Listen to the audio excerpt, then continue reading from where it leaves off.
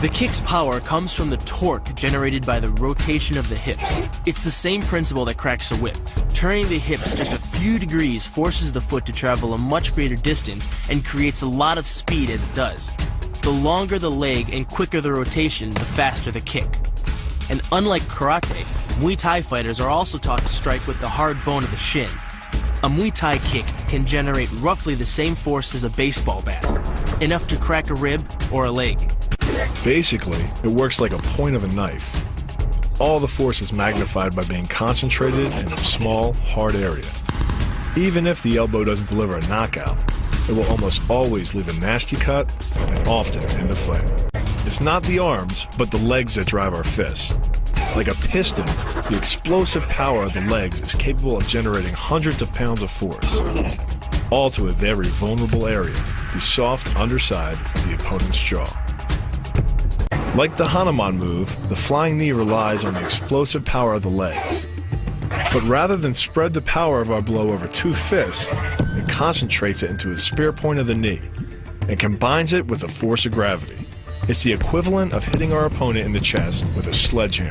The hyperextension of the elbow, created by pulling back on the locked arm, virtually ensures that he will be taken down.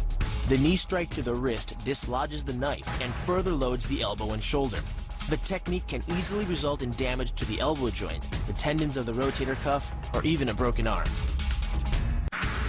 The key to this move is turning your opponent's lower arm into a lever. By grabbing his arm during the initial attack, you set up the lever such that direct loading to his elbow joint is achieved. Once the elbow is locked and loaded, you can pull a much heavier opponent off balance by simply lowering your center of weight.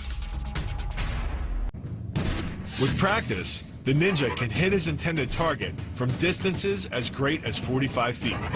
At impact, that's more powerful than a Major League Baseball pitch. This move is more about timing and precision than power. Instead of hacking through the limb, the first strike imparts an injury just a few inches below the elbow.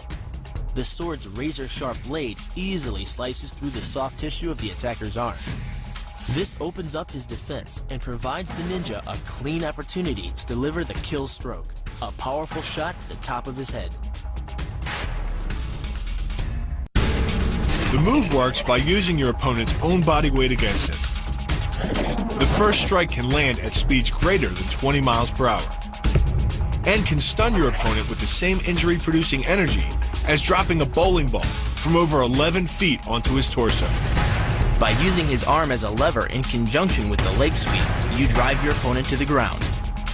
Once he is on the ground, you follow up with a devastating strike to his face. The secret to the move is wrist control. By rotating your opponent's wrist to the maximum extent of its range of motion, the bones of the wrist lock against the bones of the forearm and make it impossible to bring the strong muscles of the upper arm to bear. Then, you can pull your opponent off balance and into a potent knee strike. The combined force of the knee strike and your opponent's forward momentum can be as much as 2,000 pounds, enough to dent sheet metal. The effectiveness of the Pola Kaimao lies not in raw power, but in speed. By relying on your triceps to snap the strikes forward over the elbow, 3 blows can hit in 7/10 of a second. The final impact of the strike to your opponent's face can deliver as much as 175 watts of power, more than enough power to stun him or crush the cartilage of his nose. You then add insult to injury, firing one last shot into one of the most sensitive regions of the body, the groin. Pulling off the move relies on 2 factors. The first is to combine the block and the strike into a single action. This reduces the time your opponent has to respond to just 1/10 of a second. But the real focus is to aim your strike at the throat. Because as little as 76 pounds of force can collapse the larynx, the strike doesn't need to deliver a lot of force to be deadly. One blow like this and the fight is over.